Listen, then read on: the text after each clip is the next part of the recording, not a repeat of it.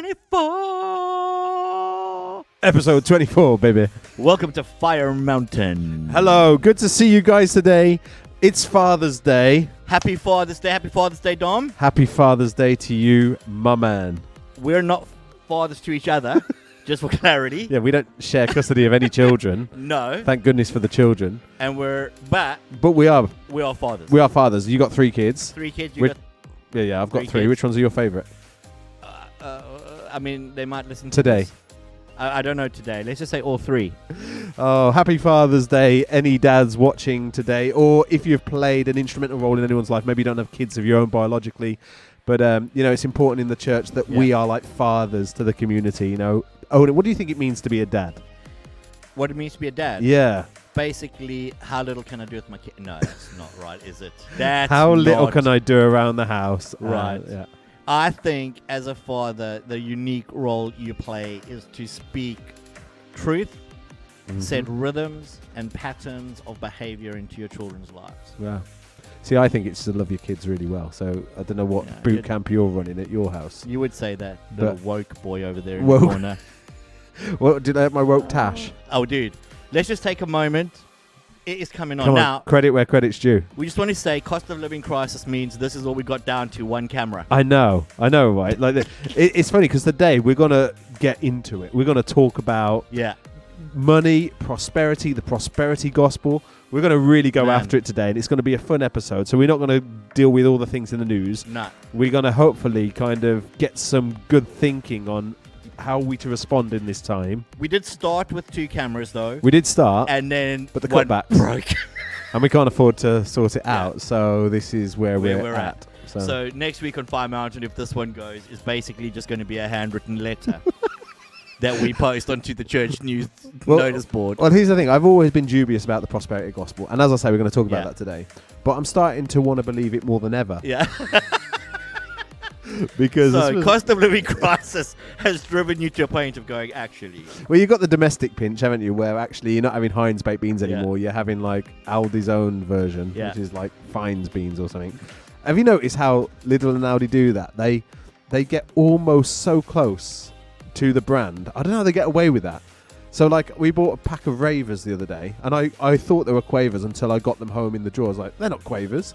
They're yellow. They've got the same kind of font. They've got the same branding, but they've just changed it. It's like the kind of knockoff watches you buy in the Spanish market. Do you? We should probably do this as a little bit sometime on Fire Mountain. If we stack these up side by side and blindfolded you, do you think you could tell the difference? We should definitely do a taste. Blindfold. We should do that. Yeah. Next week. I love that idea. Just because it's eating, which I'm good at. Great. But a little taste challenge. You've been practicing a lot. I've been practicing a lot. Okay. On Sunday, Louise shared a story about me comparing Pepsi Max to Diet Coke. Because I'm sure that I know the difference. I'm a Pepsi Max person myself. I think you actually can tell the difference. I think it's easy. I think Diet Coke's a bit more bland compared to Pepsi. Basically, Pepsi Max has about 10 times as much sweetener in. And synthetic kind of additions. Yeah. But like I tested that when we were driving across New Zealand. I did it driving a car. Most expensive sip of your life. It was like literally we were driving and Louise had a can of Diet Coke and Pepsi Max both come out the fridge, and she said, do you think you can tell the difference? So it's her fault.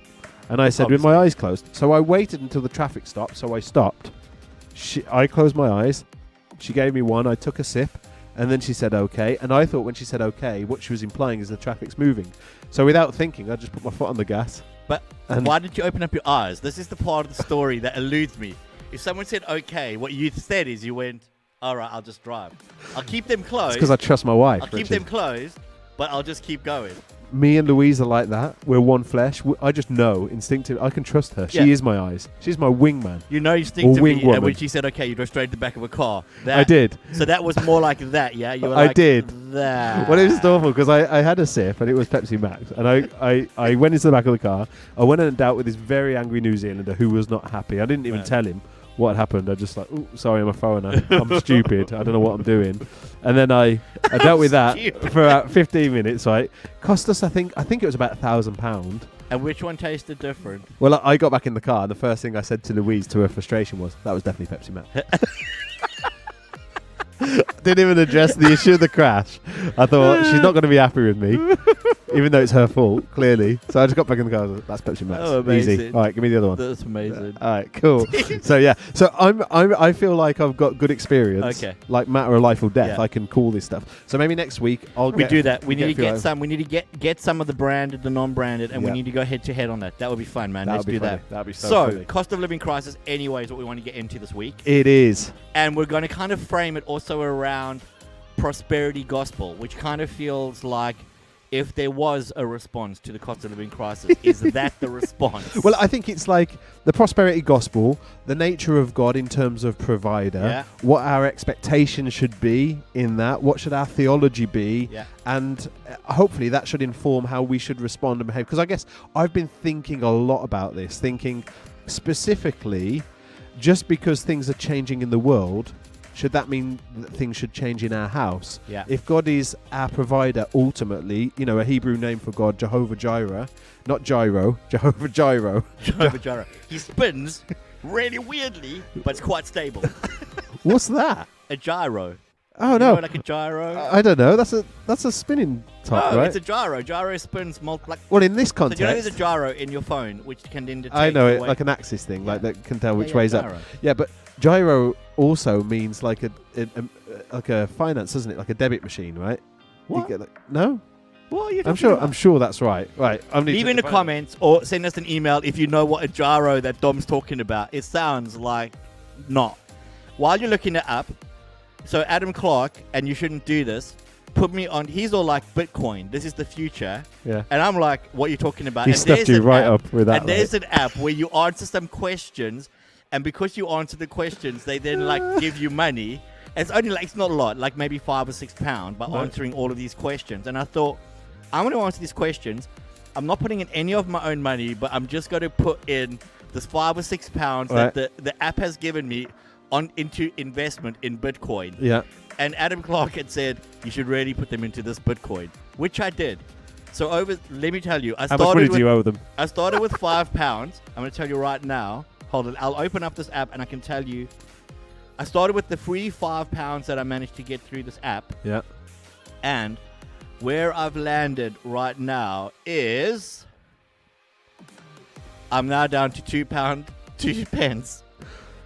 So literally, You please, He you didn't told stake me- more money then. he told me this is the future, put it in it, and it's just done this. Maybe it's done that because you put money in. Maybe Hey, like it's God's true. trying to teach you a lesson and everyone's paying the I should price have for it. known when the Bitcoin I put it in is called Shiba. Sheba. That doesn't even sound real, does it? It sounds better than ape. Well, anyways, what we need to do is, can you get my computer screen Oh open? yeah, here we go. Check this out. Look. Define gyro. A system of electronic credit transfer used in Europe and Japan, involving banks, post office, and public utilities. Is it gyro or is it gyro? That's gyro. Is it That gyro? makes my joke so much funnier. Jehovah Gyro. That's the idea. So, anyways, it's irrelevant. But what we do need to just put is Dom 1, Richard 0. I'm sure that will get addressed throughout this program. What's wrong? Type in GYRO. Go on. Gyro. And Okay, go on. Let's have a look. A gyroscope. Look. Oh, okay. I see. Spinny around, but really Okay. stable. Well, that's not what I was referring to. So maybe we're both right, but on this instance, I'm just slightly more right. also And then you've got a kebab. gyro and a kebab from the Gyros. The That- Gyros Greek restaurant. I don't know how do you do a Greek accent. Kebabio. Kebabio. Kebabio. What is that? That's how the Greeks say it. But they don't do that. That's Italian. Mario Katawi. Welcome to Kebabio. Fire Mountain, where we butcher every culture. Si, senorita. Yeah. What do you call a Spanish footballer with no legs, by the way? Don't know. It's probably not Fire Mountain appropriate, come to think of it, but it does make me laugh. So Spanish footballer with no legs? Yeah. Don't know. Gracias. Where do you find a dog with no legs? Where you left it. What do you call a WWF wrestler with no legs? What? Anything you want. Okay, let's move on.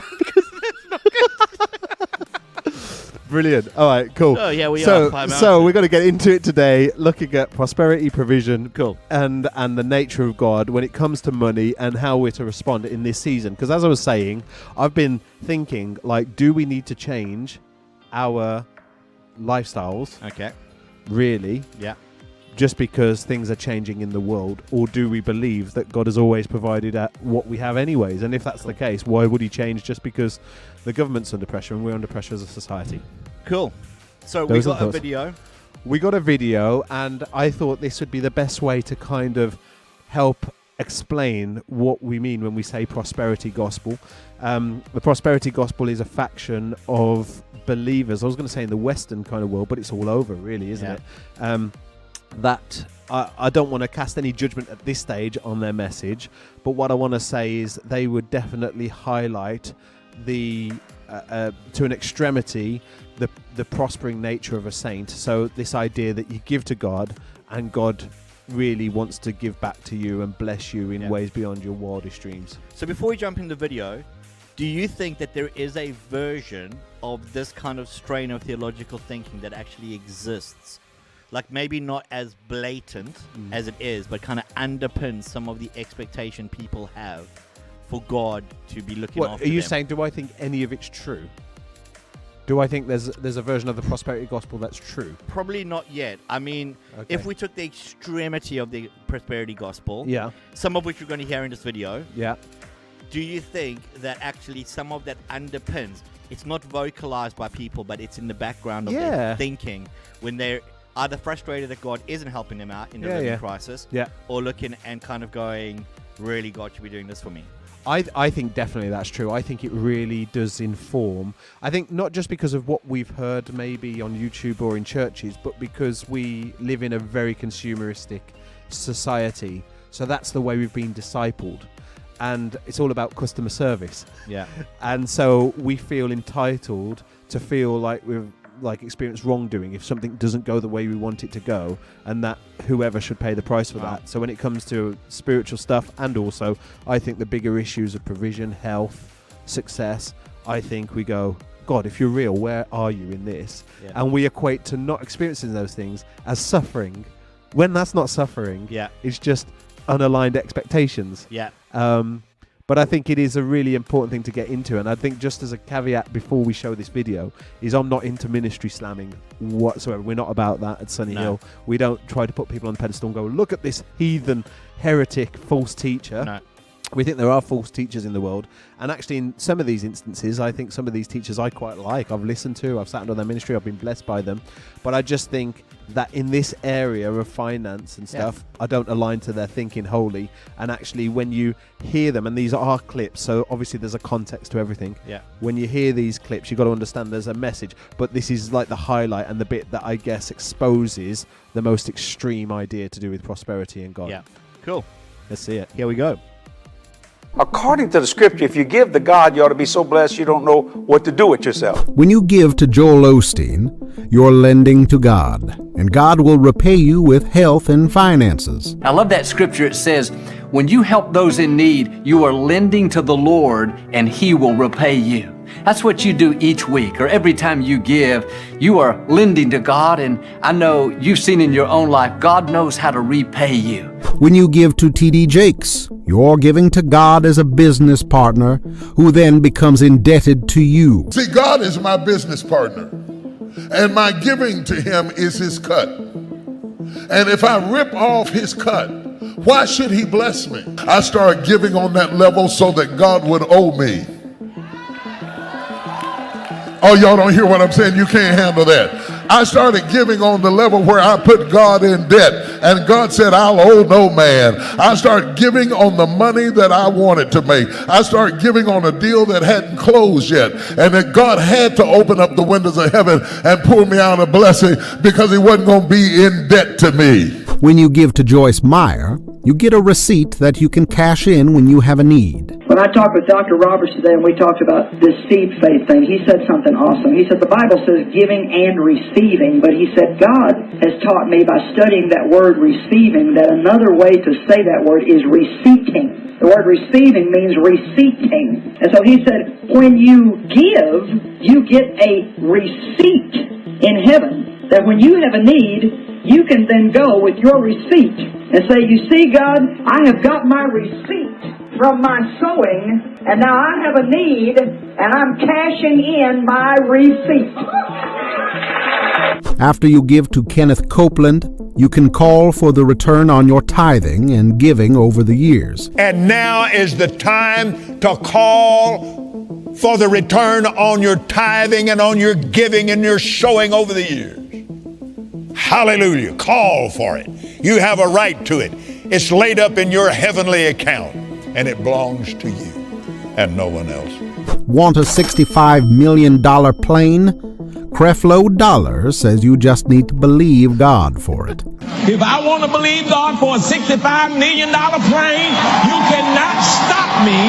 You cannot stop me from dreaming. Oh, and remember, you need to give money, not prayer, time, or anything else. Harvest responds only to seed, not to prayer. Harvest responds only to seed, not to prayer, not to fasting, or any kind of position you have. Find you some piece of money. Find you something to sow. If it's money, you need whatever the harvest is, you need to come up. If it's money, you're going to have to sow money. You can't talk about, I'm going to sow my time. You're just going to get a vacation. No money. Until the seed is sown, the harvest is not in view. Want a miracle? Just give to Benny Hinn. Why don't you make a financial vow to the Lord right now while I'm talking to you, if you're facing a problem, and watch what God will do with you. They'll see a miracle happen quickly, supernaturally. Make the vow now, and then obey the Lord and sow that seed, and watch what God will do with you. Lord, I thank you for the miracle coming to each one of them. It will begin this weekend. It will happen this week. In Jesus' mighty name, for your glory, as you've done for me, do it for your people. Amen and amen. I want to hear about your miracle. According to these teachers, God is in the business of giving you exactly what you want. And all you need to do is demonstrate your trust in God by giving generously to their ministries. I want you to go to the phone, dial the number on the screen, and simply say, I'm one of the 1,000. I'm going to faith in somehow in 90 days $1,000 seed. You may already have the 1,000. It may be something you put aside for retirement or a college or a vacation. You may have put some money aside that nobody knows about, and God's given you a picture. It may be in the bottom of your closet, maybe in a sock, maybe between your mattresses. It may be an account that nobody knows about but you and God. That's not your harvest. That $1,000 won't get you anywhere until God touches it. When you become a Christian and give to God, God will bless you with health, wealth, and success. There we go. Well, so that's the first time you've seen the video. it is. Initial thoughts? Two things. The first is there's a lot in there I don't agree with. Okay. But what I think, and I don't know what I think about this, I need to spend some more time probably pondering it. Some of the language is so close to acceptable. Mm-hmm. You feel like if you go against it, you're violating a scriptural premise. Okay. Does that make sense? Yeah. And then it gets some of it gets really hard where you begin in that place because you're going, but just disagreeing with this, am I actually disagreeing with God? Yeah.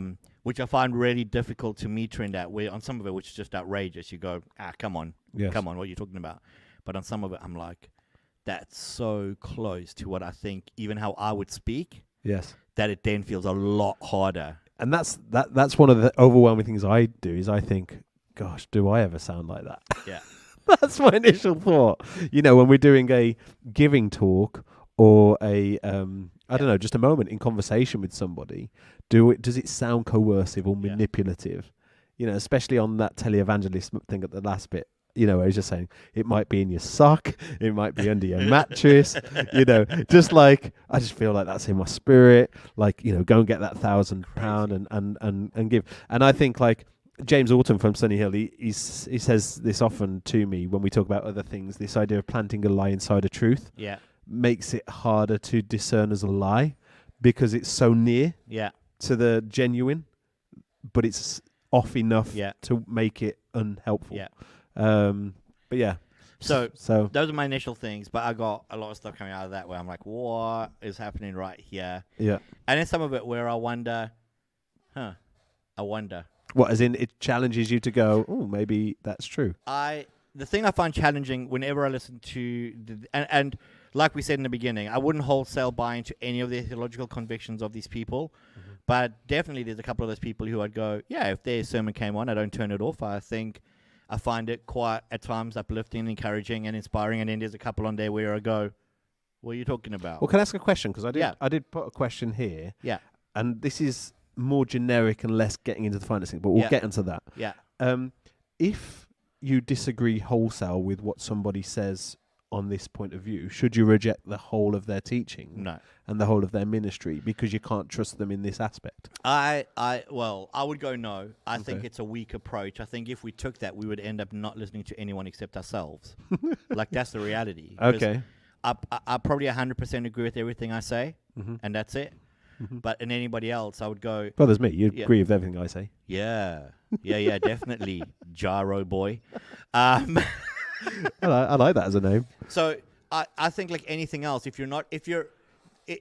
comes back to what a lot of our Fire Mountains discussions are about. If you're not thinking, well, then you have to vet your sources so hard because you're just going to assume everything in. Yes. But if I am thinking, I actually can process what they're saying. Yeah. I can look and go, even inside of some of the stuff they're saying, is go, I don't agree with this. This, I think, is challenging and interesting and something I'd probably want to mine deeper. Yeah. But I don't wholesale agree. So one of the guys I don't agree with, Creflo Dollar, in there. That's a great name, though, isn't it? That's a great name if you're that type of preacher. Creffy. Dollar. Yeah, or Dollar. I Yeah, mean, it's true. I mean, I was kidding you, man. I'm like, could he have a better life message than prosperity if your name's Dollar? Dollar. Show me the dollar. Show me the money. So, you know, when he talks about what you sow is what you're going to reap, this principle of the harvest and the seed, which is close to a lot of what we would be talking about anyway. Well, it's biblical, isn't it, that principle? But then he goes, so if you want to reap wealth, you need to sow wealth. Yeah. Now, I don't know if I agree with it, but I don't know if I disagree with it. I think it's an interesting notion to go, if you sow your time, why do you think you'll reap a different harvest? Yes. Now, yes. I don't know what I feel about that, but I also know that I would want to process it a little bit. Yeah. But then I'm uncomfortable because that proceeds with, so if I want to believe for a $65 million jet, you can't stop me.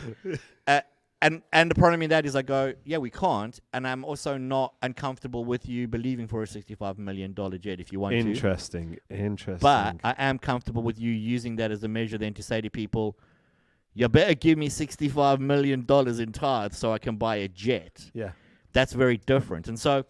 But by insinuation, surely that's what he's saying. I think that is what he's saying. But I think that if he was gifted a $65 million jet, that wasn't...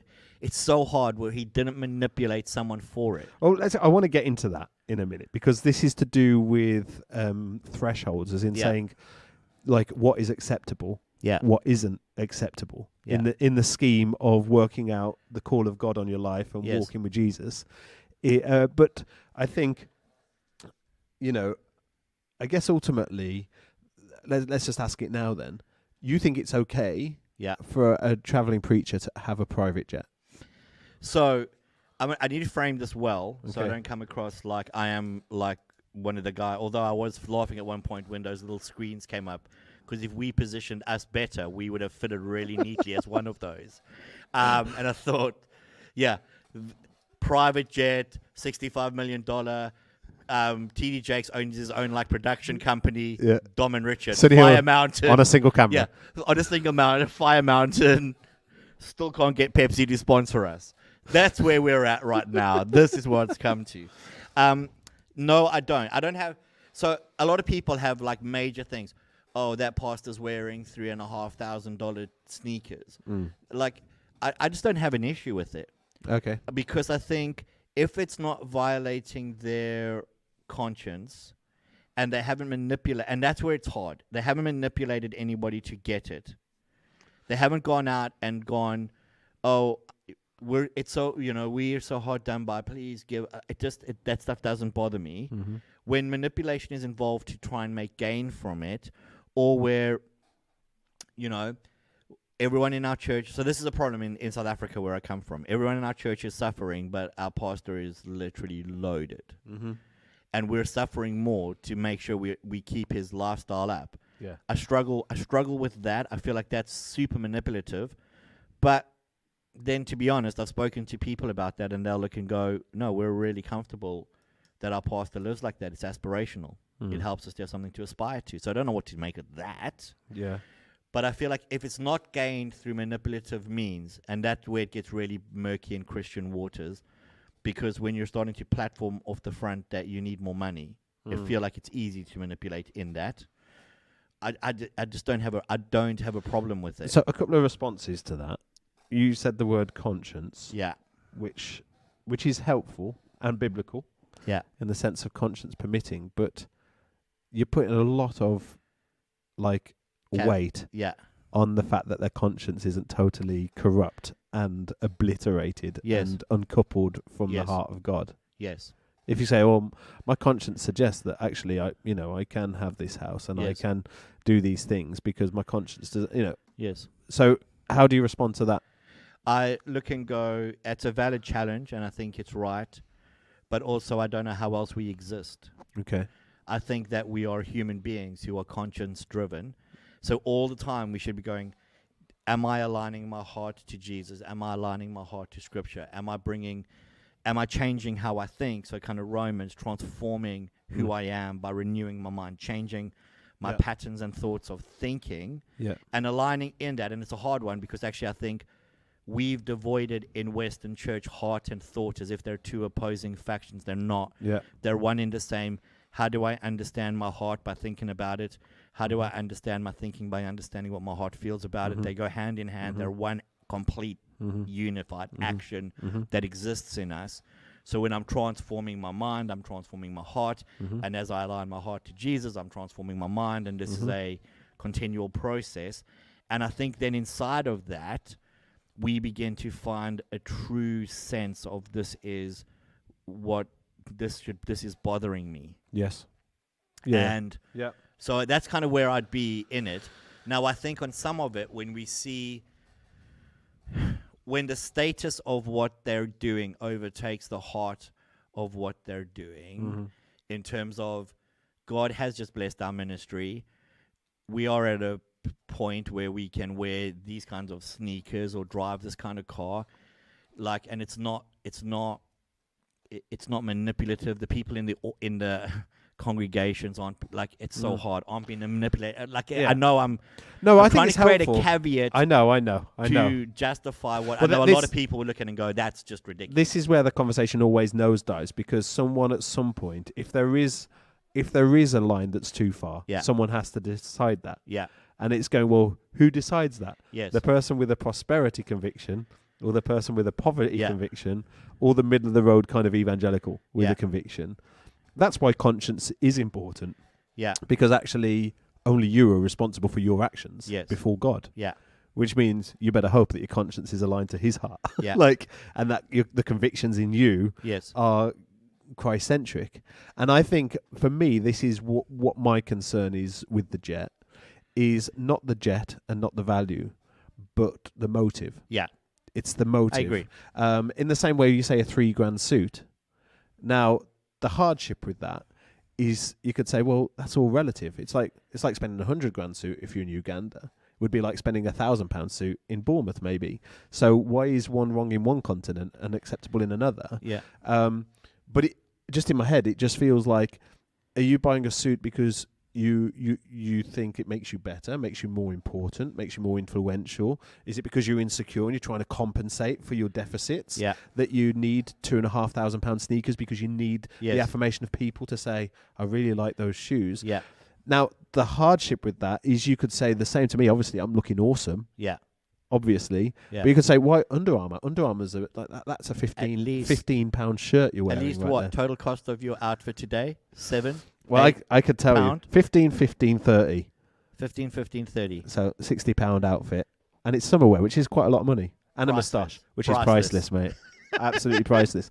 But I think this is where it becomes hard. Is I think I do then have an issue with those things because it highlights, I think, a deficit or a dysfunction in their mentality. I don't think they're completely content in who they are. Like, and a private jet, like some of the most important business people in the world don't have a private jet. Yeah. Why would a preacher have a private jet? Yeah. Like, I don't know. I just think it seems so extravagant and unnecessary that it's to do with status rather than the cause. It's not like, I'm preaching Hawaii next Thursday and I just want to make sure I get there early. We'll just book an earlier flight, like first class or whatever. But then there's that problem is like some people might have an issue with first class over coach class if you're a preacher, because it's like, and equally the money that is being used to, for the most part, unless there's some crazy gifts from... So, would you wear £100 sneakers? I would wear them. I wouldn't buy them necessarily. But you wouldn't have an issue with someone wearing £100? No, I don't think I would. If they were wearing £1,000 sneakers? I think you're an idiot. Because they pay... But that would be you going, you're just an idiot for paying £1,000 for shoes. Yeah, just like, but why? You wouldn't have an issue if someone said... that's my preference, or would you go? I mean, I wouldn't. No, I wouldn't cause a fight over it. But in my head, I'd be like, nice shoes, idiot. Yeah. Because I think that this is the whole thing. It's that personal preference, your personal line. But then, if someone's over that line, are we judging them and then assigning value into that? Yeah. Because they've done that, or do we go? I actually think there's something morally wrong. With a person wearing £1,000 sneakers. Yes. I think it, for me, it's not even like the Christian thing. It's not even the Jesus factor. Okay. I just think £1,000. What are you smoking? £1,000 on shoes. Okay. But that said, like I wouldn't. But sorry, do you think it's a moral issue, or do you just think it's a personal preference issue? Because they are different for me. Yeah, I don't think it's a moral issue. I just guess for me, I would always question the why. Okay. In my head. Okay. And if it was a close friend, I would question them. If you spent £1,000 on shoes, so I'm fascinated. I'd go, I'm fascinated why? about this because we're going to tie this into the cost of living conversation. I think it's important. But so we've had we've had an ongoing debate, probably not me and Dom, but with a couple of people in Sunny Hill, because we've been speaking about what happens if someone had a driver. Okay. So let's say you're preaching across 3 sites or 4 sites. Yeah. So you end up with a person who goes, "I'm going to drive you around those sites." Yeah. Is it a good or a bad thing to have that? Well, then a person who says, well, I'm going to volunteer, Dom, to just drive you wherever you need to go. Yeah. That way you can do prep work or have some time just to your own thoughts. Yeah. Or potentially reaching a point where, what happens if Sunny Hill said, well, we'll pay for someone to drive you around? Like, do you think it's a moral issue for us to do that? No. And you think we should? I know you do. I would love a driver. I tell you, if I won the lottery, one of the first things I'd do, I think, is employ a driver. I hate driving. That's fine. I'm bad at driving. And I'll then come and back straight into you. You can't. Well, you'd be my driver. Yeah. I'd employ you. I'd get you some nice Gucci shoes. It would be exactly how it is now. Get you some Tommy shoes. Yeah, basically, you are my driver. I am your driver. Just there's the irony. You drive me everywhere. I don't think it's a moral issue. But do you think that that's an excess? Do you think that that's like I guess it depends. Luxury? Should people have issue with it? I guess it depends on the schedule of the person that requires it, and whether it's a. See, I would have a driver for a few reasons. Is that like I would use that time to think more, to prep more. I can work in the car quite effectively. Whenever me and Louise do a long journey, she always drives because I can do work. Yeah. And not many people can do that in the car, so it works for me. So it wouldn't just be a thing of status. It would be a really functional help. It's like I'm going away speaking at a church this week, and I've invited a couple of people from church to come. And obviously, because I want to spend time with them, I want to speak into their lives, I want to spend time together. But one of the benefits as well is the fact that one of them can drive other than me, which means that when I finish preaching at Sunny Hill on Sunday, then I can get in the car and just have some headspace to think about sermon prep for the next engagement. But someone else is driving, so there's that added benefit. Okay, so if I made the same argument for the private jet, would that be all right? No. Why? Because it's $65 million. I don't know the car you're getting driven in. It's a Bentley. It's a convertible Bentley. But I totally understand what you mean, and that's where I think the threshold conversation becomes really difficult, because what you're doing the right thing. We're dealing with the principle rather than the actual specific nature, because either the principle stands or it doesn't. But does it cease to stand when it passes a certain like what is reasonable. Yeah. What is, and I guess that's hard because that's a public opinion thing, isn't it? Yes. So I think we have to be careful in ministry about the optics of how we live, how we spend our time, how we spend our money. Yeah. I think those optics, because they can actually undermine the message that we propagate. Okay. You know, if I get up on church on Sunday and speak a message about giving everything to God, yet I'm living a very kind of like excessive life, the two don't align, and it undermines my message. And I think some of my challenge with the video that we watched is this idea that, you know, if you've got TD Jakes speaking to a room of 20,000 people, there's probably only 2 to 3% in that room are in the financial status of TD Jakes. Yeah. So everyone else is funding. Yes. It's almost like cult-like. Yeah. They're funding the life of TD Jakes. Now, I don't know his intricate banking, but I know he's a very wealthy guy, and he's got other businesses. He's a film producer and all that kind of stuff. But like, it feels like the poorer people. It feels like the typical broken systems in the world where you have like the poor people funding the elites kind of agenda. So how do you think? And then we need to swing this into the cost of living talk, because it shouldn't become a talk on pastors' salaries. Yeah. How do you think you should meter a pastor's salary then? I think as much as you can possibly afford to give them, you should give them. Yeah. I think actually more than that. I think actually organizations, especially churches, should go into deep debt, but make sure their pastors are loaded. Yeah. I mean, first of all, some people have issues with the idea of a pastor's salary. Yeah. I don't know. And I am a full-time pastor. So obviously I don't have an issue with it. But theologically, I think there's so much precedent in the New Testament that speaks to this idea of paying a worker that they're worthy of their wage. Don't muzzle an ox when they're treading out the grain. These principles. I read another passage the other day. I can't remember where it was, but it just spoke cleanly to this idea of paying those who lead. Also this idea of like a leader being worthy of double honor. Like, I think all these principles and theological standpoints that I think are helpful, yet you also have this reality of Paul, who made tents because he felt like earning a salary, because he was more itinerant in his ministry. He wasn't based in one church. He didn't want to become a burden to the local church, and also I think that in some way drawing a salary for him personally would have undermined his message. That was his conviction, and that's cool, and you get people like that it's not a lesser ministry, it's just a different ministry.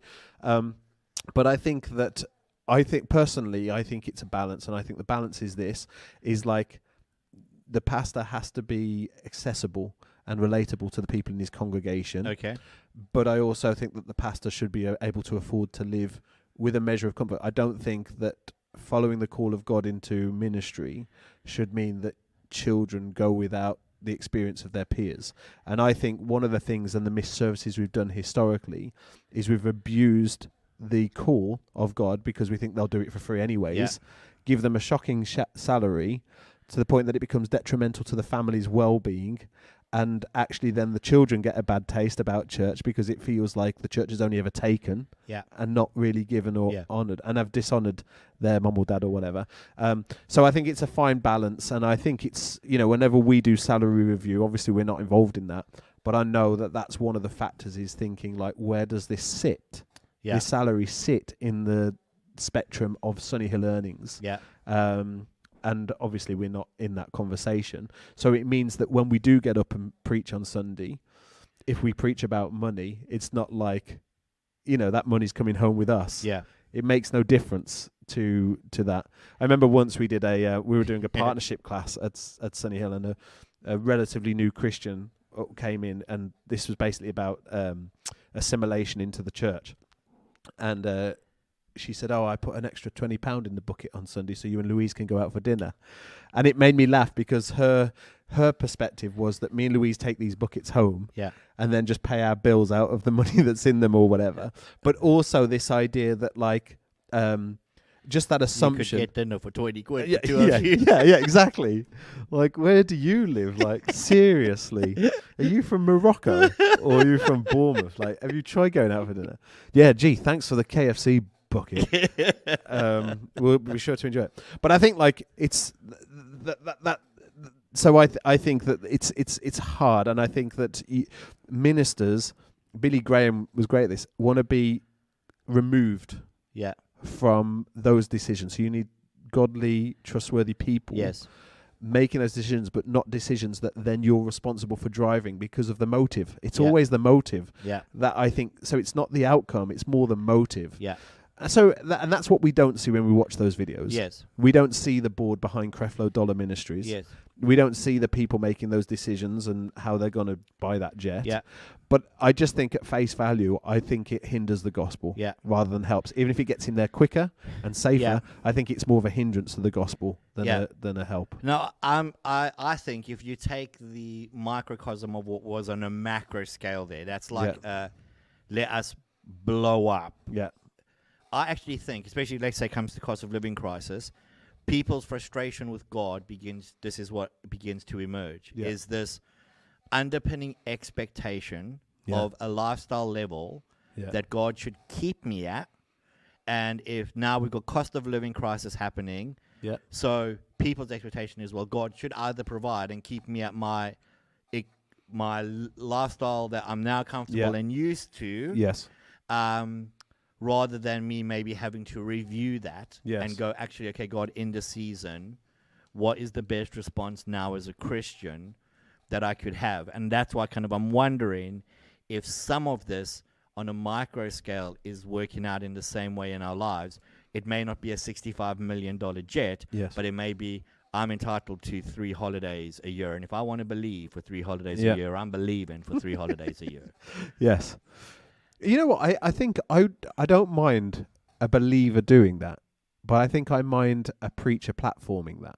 Okay. Because I feel like a preacher has the ability to manipulate and coerce a crowd toward that end. So would you be comfortable? So some of the things we heard, you're lending to God. Yeah. This idea of I'm lending to God. Yeah. So payback time, God. God owes me was the word. God will owe me. God owes me. It's a receipt. Yeah. Which I find weird. I'm like, what?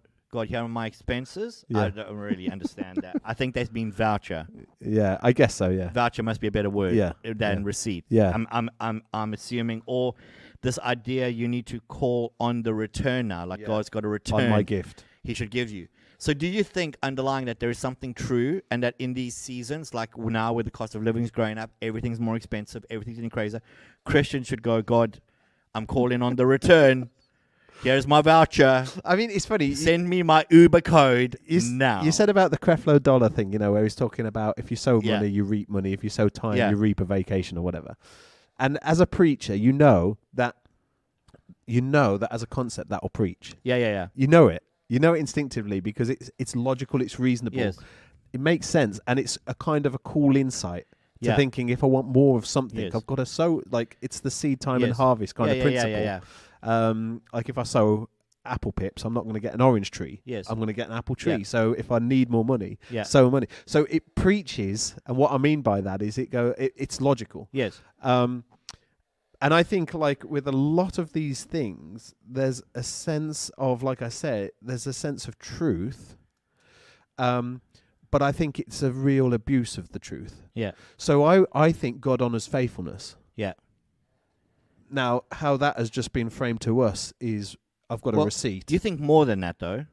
Go on. Because you would agree, if you want healthy finances in your life, yes, get your tithe sorted out. Yes. Sow money in the house. Think that. Yes. Sow money into the house of God. Yes. It's going to help sort your finances out in your house. It's not just a faithfulness principle. It is a seed principle. Yes. And when we talk about tithe, we're not talking about time. We're not talking about efforts or energy. We're not talking about how much what you're is doing tithe? for charity. Tell people what tithe is. So at Sunny Hill, we would go tithe is you take 10% of what you earn. Now, we would probably, even in Sunny Hill, wrestle pre or post tax. I would be pushing pre-tax. I think you'd be pushing pre-tax. But I know there'd be some people who go, no, post tax.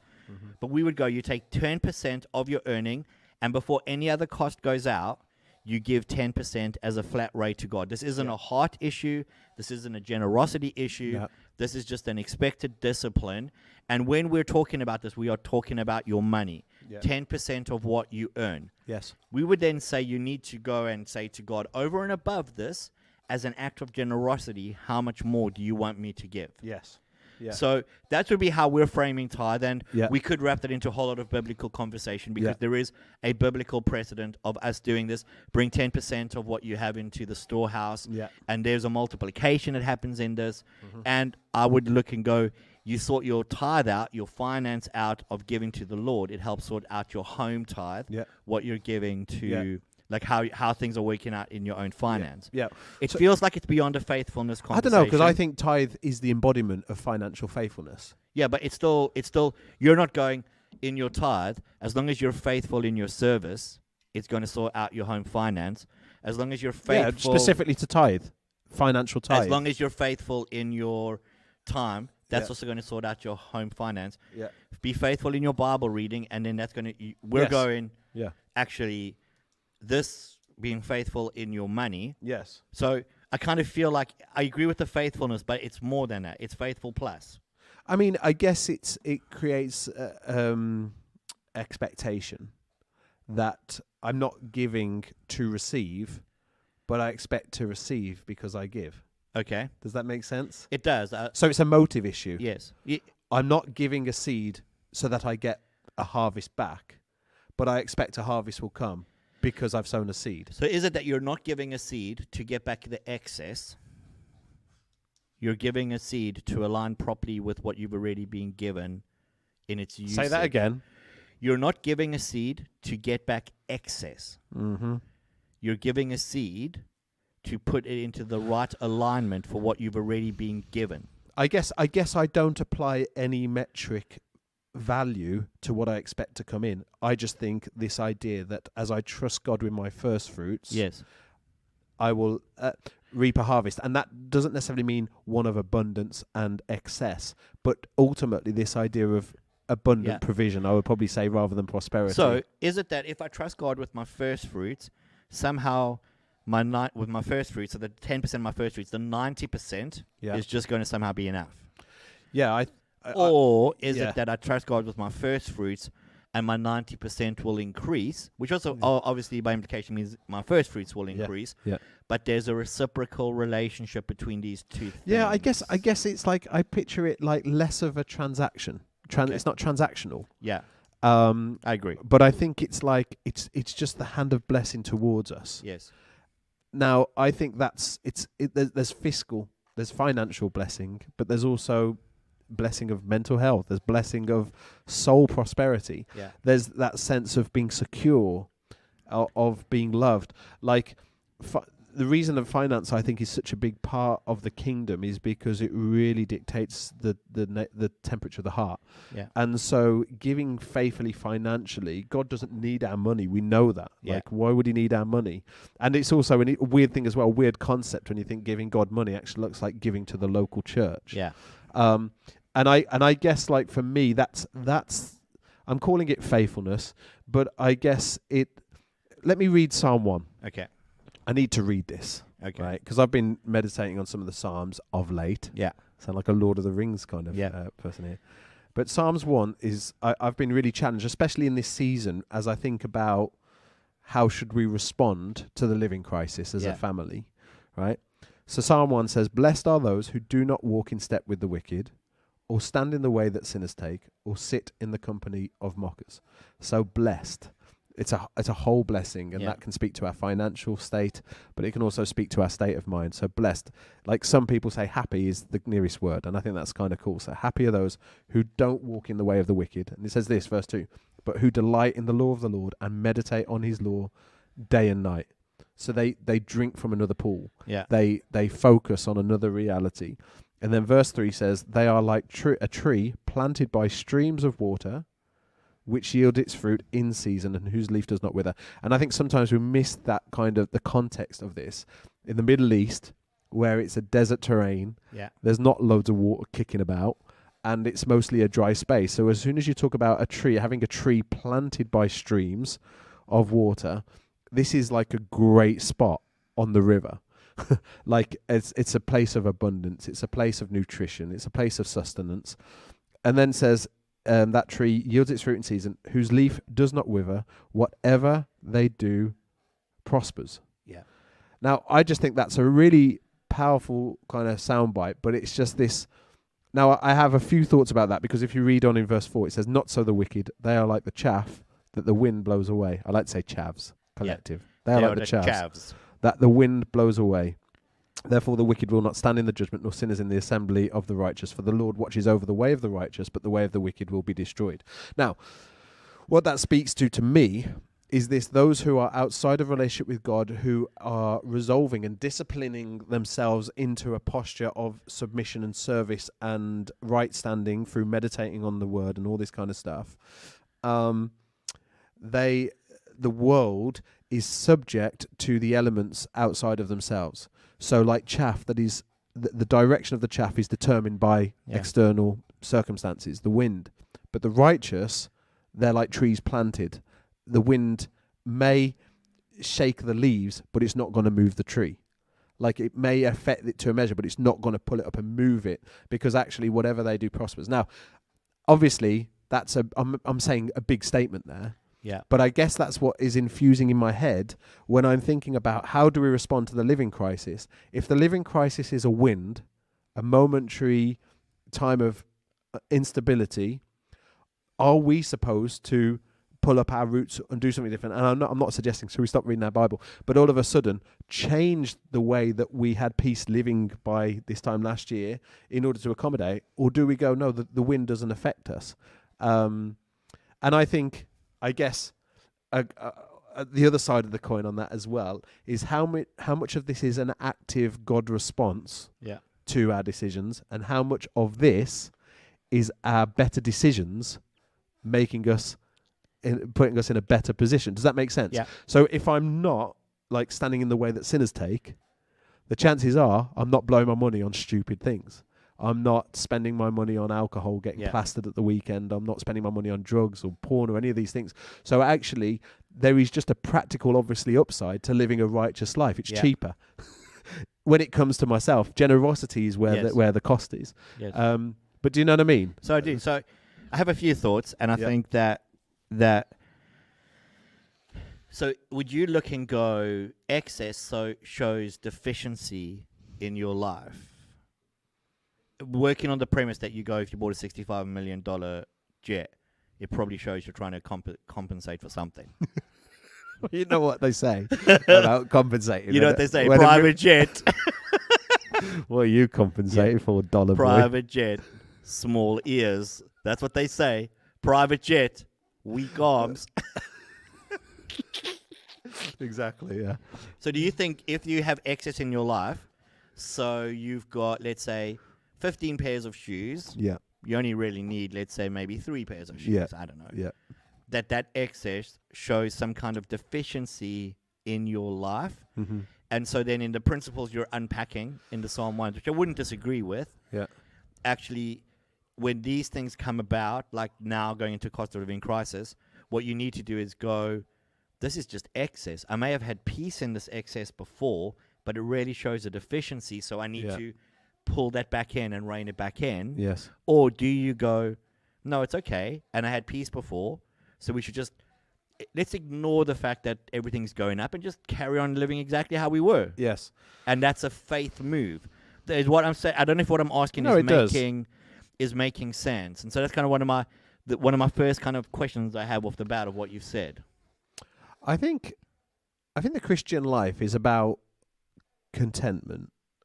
And I think the happiest person in the world is the person who's content with the least. Okay. Do you know what I mean? If I was going to define happiness, I'd say. And also sound really woke, new agey. I think that's true, though. Worked really well for you. No, don't you think that's a good insight into happiness? No, I think you're right. I'm just saying you basically sound like when I've come to the point where I am so content in the little I have that I've found satisfaction to not be given to me by the things I own, but I agree. But who I know and who I'm becoming. 100% agree with you. And I guess like boy. Like Paul says that, doesn't he? He says like he's known times of plenty and times of lack. Yeah. But I've been content in all things. And he says, I've learnt the secret of being content. And the secret is this: I can do all things through Christ, who strengthens me. Yeah. In other words, no matter what the season is, I've learned that I can do all things. I can navigate it, whether there's an abundance or a season that is of lack. But I don't think is it a case that Paul changed the way he lived, or did just the way he lived change and he was content with that? Like, was it an intentional thing to cut back because times are tough? Like, I guess it's a chicken and egg scenario. What comes first? Is it the fact that you can't afford food, so therefore you don't buy it, or is it the fact that you intentionally buy cheaper food because you can't afford the good stuff anymore? But I think like contentment is really key. And I'd also say, like, coming back to the question that you asked, like Jesus talks about this idea that like you can't serve two masters. Yeah. You can't serve God and mammon, which is like the spirit of wealth, but it's like the bad stuff. It's greed. It's the financial structures. You can't serve God and mammon simultaneously. Ultimately, you'll love one and hate the other. Yes.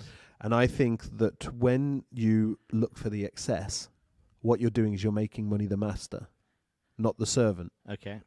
Because the excess speaks to your sense of I'm all good. I'm content because I have excess. But I think ultimately, if that is your attitude, you'll never be content. Because even if you've got a 6-berth yacht, the person in the next pod has got a 12-berth yacht. Like, so contentment isn't a proportionate to what you have and don't have. It's a spirit thing. It's so I would say that like excess doesn't necessarily mean it's bad, but neither is it's good.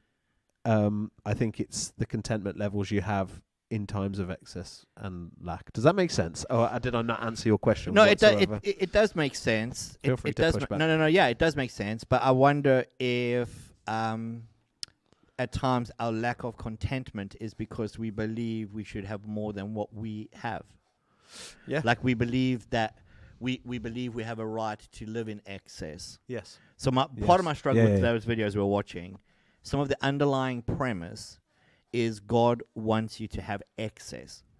Like the difference between, so they've done hard dated figured studies on this, and they know that when you pass the £40,000 a year living mark, so you earn more than £40,000 a year, you aren't more happy. Whether you have £100,000, £1 million, there's a level. You've hit a ceiling. What does increase is what you would perceive as your standard of living. Yeah. Now, actually, I then feel like I could live on £20,000 a year if I changed my expectation of standard of living. Yeah. And I could be happy on that. Yeah. We all forget it, but you remember the day when you either got your first paycheck or you were old enough that your parents gave you your first sizable amount of money. Yeah. Like they gave you, let's say, 150 quid as a birthday present, and you were like, yeah, I remember that day. What can I buy? This is ridiculous. Yeah. But now, if your parents gave you £150, you'd be all like, thank you. I'll be like, thanks, that's awesome. Yeah. But golf, anyone? But it wouldn't have the same value or happiness output. Yeah. That's a terrible phrase. That it did back then. Yeah. Because your excess level has shifted dramatically. Yeah. Now, obviously, you've grown up, you have a mortgage, you have kids, you have everything else. Yeah. So I don't want to minimize that kind of stuff because I do think that all factors into it. But I feel like that stuff drives us to a place where we're looking at the cost of living, and our move to not want to deal well with it at a financial level in ourselves is actually driven by a feeling of I have a right to the excess I live in. Yeah. Not. Now, I don't think we should cut out generosity. I don't think we should change our tithe because cost of living has gone up. Yeah. I think actually we should go, can I be more generous? Yeah. God, are you asking me to go above and beyond what I'm giving already? Yes. Not, God, should I give less? Yes. But I wonder if God is as concerned that you're no longer eating brand name pasta to Tesco's I mean, like, cheap pasta. I guess that's you know the what thing. I mean? Maybe it's a moot conversation in the sense that, like, I think for me it's about the attitude. Yeah. So should I be expecting to be affected by this? Now, I guess that's ultimately the thing. What do you mean by when you say affected? Should I be expecting for me and Louise to rework our budgets in light of the rising in costs? Okay. Or should we believe that actually God will provide, and when He doesn't, then we have to make those cuts? You lock your doors. Yeah. Most of the time. Keep yourself safe when you go to bed at night. Yeah. You have insurance. Yeah. You wear a seatbelt when you drive, but God says He will protect you. Yeah. So you are doing measured response to things and not maybe violating that's what true. God's asking of you to do. Yeah. Surely would it be that you reviewing your budget is a violation of a faith principle? Or is it just you going, actually looking at the current circumstance, we need to make sure we're reviewing in the right way and potentially trying to cut costs? Like, would you change your energy provider because you could get a better deal right now than staying on whatever the current is? You might, I mean, to be honest, you're going to get fleeced anyway you go. £40 a unit, day and night. How far do you push what you're saying? Yeah, it's a where great it question. actually becomes just a reckless approach. It's not a faith approach. It's just a stupid approach. It's got the spirit dumb written all over it. Basically, this is your £1,000 sneakers, isn't it? Really cool, idiot. Yeah, you chump. Like where, you know what I mean? When is it to? What's the line? I don't know. It's a great question. I guess because I've been reflecting on not prosperity as much as the Psalms, and looking at the Old Testament, where God clearly did give wealth to people, undeniably. Yes. And surely in the New Testament, in the early church, like there was money. Yes. Because people were able to sell second properties, fields, and all this. Yeah. But it's interesting that they sold them. Yeah. It wasn't asked of them, but that they did it. Yes. Because there was an attitude, there's a spirit of surrender. But ultimately, people had to own houses for the church to meet in. Yes. People, so it's like, I guess I don't know what the answer is to the question.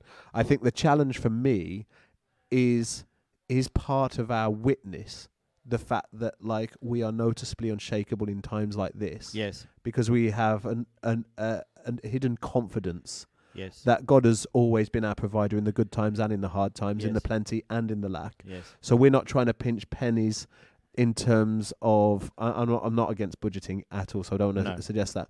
But like, we're not going, oh my gosh, okay, in which case then we'll knock this on the head, this on the head, and this on the head. But rather just responding to the season that we're in. But I think contentment for me is, I think that's one of the things that, like, I find it interesting that in the Old Testament, in the law, it says don't covet your neighbour's ass. I like the King James version. Don't cover your neighbour's ass. Like, oh, nice ass. Say that to my neighbour. To be honest, I've seen your neighbour. Hey, Bobby, nice ass. It always makes me laugh, the King James version. But don't covet your neighbour. Sorry if you're offended, by the way. It's just my immature humour. I just find it funny. I always like reading the King James whenever there's a donkey moment in the Bible. And if this is what's offended you, I feel like you haven't listened to Fire Mountain enough. To be honest, it's the bit with Balaam in Numbers as well.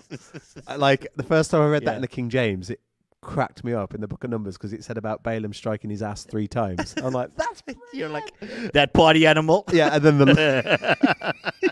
and the Lord giving the ass the power of speech. I just love that. But yeah, like I think it's interesting that like don't covet your neighbour's stuff. Yeah, modern day. Don't look at his car. Don't look at his house. Now, why is that?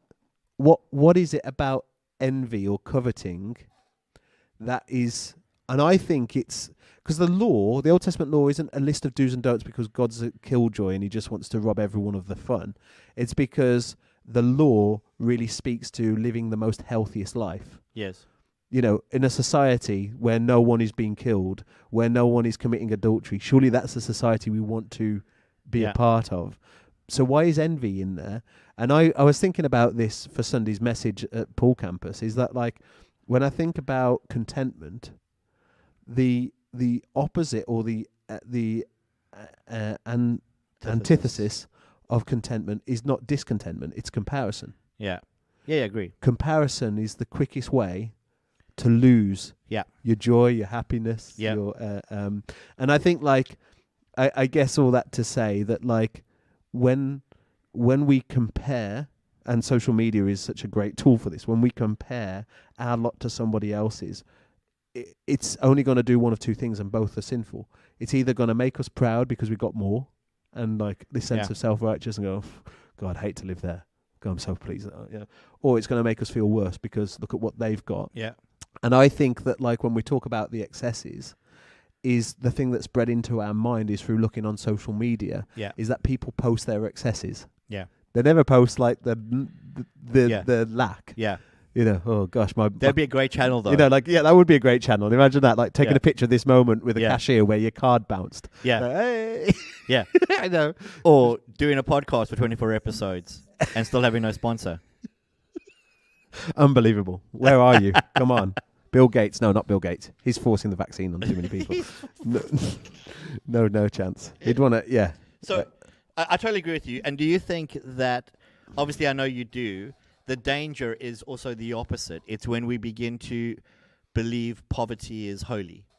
Yeah. I think that's an equal heresy. That's a big claim to put on something, but I think it's an equal untruth as prosperity gospel. So I think in the scripture there is a prosperity. Yeah. I think God prospering his people. There's this abundance in God, and I really would go yay to that. But there's also a reality of hardship, suffering, and difficulty. The problem with prosperity is your mark of faithfulness is measured by what you have. The poverty gospel, you're measured by what you lack, what you don't have. And both are evil, I think. Yeah. And both lead to pride and I think self-righteousness. So the person who's like poor and thinks that like God is most glorified when I have nothing. Yeah. Kind of thinks that they're better than other people because, you know, it's not the motive. It's all squiffy. Yeah.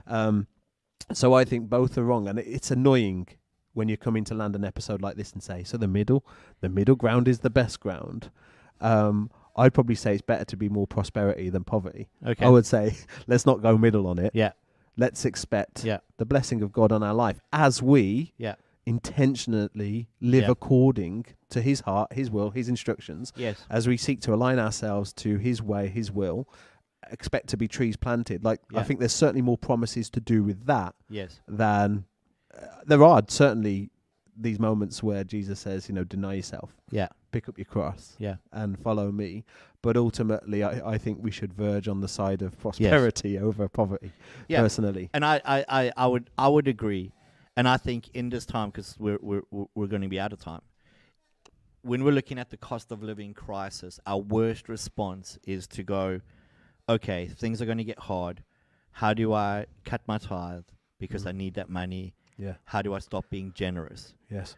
I would go rather, if anything, cut excess, or even go into struggle where you're not drinking Pepsi Max maybe and drinking water, but rather keep up your tithe, keep up your generosity. For sure, yeah. Because I think that does command the blessing, and it may not quite be the blessing you expect. Yeah. But it will be the blessing that you need. Yeah. Does that make sense? So good. Like I just think that so good that is. That for me is my biggest concern with the cost of living crisis. I am concerned that people go, I don't know if I can afford to live and drive my car, and I think that those are real things. But actually, from God's economy, I think my bigger concern is people go, well, you know, me and my wife are like that. The easiest thing we could do when things are hard is to cut our tithe. Yeah. Honestly. Yeah. It would instantly overnight. Yeah. You go, sweet. Yeah. We've just freed up money. Yeah, we got a car. And it's great. Yeah. But the worst thing we could do is do that. Yeah. Because everything else will collapse. Yes. Everything else will collapse. Well, I've heard a great thing, like, which is like, do you want all of the 100% or God's blessing on the 90? Yeah. Like, that's pretty cool. Like, I'd rather have 90% good. that's blessed than 100% that isn't. Yeah, that's so good. And I think, like, definitely, I think it speaks to loads of things, like you say, money. But when it comes to time, when people are hard pressed for time, the first things that go is small group. The first thing that go is going to church on Sunday. The first thing that goes is my Bible reading instructions. All of these things that actually speak to the blessing and the fullness of life that's available are the first things that we move off the... And just to swing this back, this is what I'm interested in, and I want to think more about it with the Creflo Dollar statement. Mm-hmm. So we keep up our Bible reading. Mm-hmm. That does something to my head. Yeah. I keep up my church attendance. That does something to my heart. Mm-hmm. I keep up my tithe. That does something to my bank account. Mm-hmm. I keep up my generosity. This is doing something to my communal, relational aspects. Mm-hmm. I keep up these disciplines. Mm-hmm. And as I'm sowing into all of these things, I'm also reaping in all of these things. Yeah. And that's what I want to think more about. Yeah, that's a good thought. That's what I'm challenged by that whole Of video. everything you saw, you actually thought there's something in that needs unpacking. But I don't know if I believe it, but I don't know if I don't believe it. I think need it's to think certainly more about worth... it. I think there's something there. that I've never heard speak about. And this was the problem for me when you listen to that stuff. You walk away and you go, it's so close to what I think I would say. Yeah. Maybe, like, I don't know. And my view on those speakers is to say, I asked the question early on, is like, I actually think in some cases they're a bit excessive in that. Yeah. But, you know, it doesn't undermine the truth that they and the wisdom they carry in specific areas. And I think that the most wise believers are able to drink from many wells. Do you know what I mean? They're able to glean the best. So it's like, for example, when it comes to healing, I love listening to Bill Johnson. Yeah. You know, when it comes to the gospel and the amazing, like a bit of John Piper, don't go miss, although more Matt Chandler for me. Yeah. But it's like, it's this idea that, like, where it says in Corinthians, don't all belong to you in Christ. It's like some say Paul, some say Apollos, but it's only God who gives the increase. Good. So I think, like, actually don't throw the baby out with the bathwater. No. Don't. So just don't encourage you to kind of write off preachers because they say something you don't necessarily agree with. Just be humble about it. And I think that in this time of cost of living crisis, don't be scared. Don't knee-jerk reaction. Don't lose faith in what God is going to do, because He is. But also don't give up on the things you shouldn't give up on: meeting together, tithing, doing these things. We got to keep that at the fore, because I think that there is a stability that comes when we do that, that we should hold on to that. Bang on. Great times. Good episode. Let's pray. You praying or my friend? I'll pray. Go, let's go. You pray. You prayed last time. All right, fair enough. Keeping tabs. God, we come. It's a crazy time, God, and there's so much going on, and especially in this cost of living that is weighing on people's minds. We know, God, when the smallest things that we take for granted are affected, they become huge things in our heads, like putting petrol in our car or being able to just buy things that we've always bought and never really thought about. And now all of a sudden it's like, whoa, what's happening here? Yes. But I pray, God, in that as church and as people who are Christians, we wouldn't end up at a point of fear or at a point where we neglect the most important things. Amen. Honoring you with our money through the tithe, being generous to those who are around us, that in these things people will look and go, there is something wholly different about this group of people. They don't seem to be worried. They're still giving away money. They're still giving to God. That's crazy in a time of having to look and go, wow, cost of living is increasing. But actually just as statements of lived faith, we know that you will provide. We know that you will come and you will look after us. And our blessing may not always be in the way we want it, but it will be in the way that's right for us. And so I just pray, God, that even as people have listened to it and maybe engaged and thought through some of this and disagreed with it, that they would begin to, in their heads, go, I know that centrally I cannot give up on my giving. I cannot give up on going to church. I cannot give up on being generous. These things are foundational to who I am as a follower of you. Amen. Amen. Great to see you guys. Have a great week. Hopefully we'll have 2 cameras next week. Bye-bye.